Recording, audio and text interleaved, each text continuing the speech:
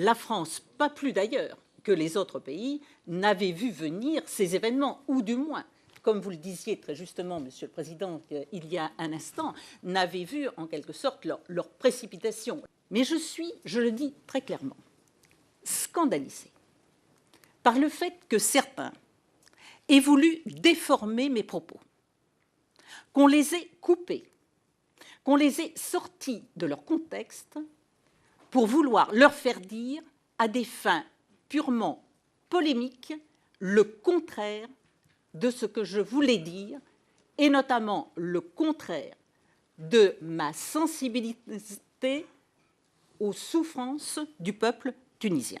J'ai dit que nous étions prêts, dans l'avenir bien sûr, puisqu'il s'agit de formation, à transmettre par la formation ce savoir-faire d'une gestion de foule sans usage disproportionné de la force, parce que des gens doivent avoir le droit de manifester sans que leur vie puisse être mise en jeu. Ne risque-t-il pas un jour de faire le jeu du fondamentalisme?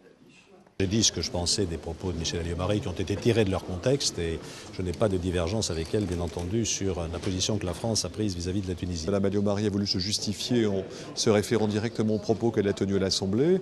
Et dans ces propos, malheureusement, il n'y a jamais de condamnation explicite des violences pratiquées par le gouvernement tunisien, de leur caractère disproportionné. C'est le gouvernement américain qui l'a fait, ce qui est d'ailleurs autant plus, j'allais dire, humiliant pour la France.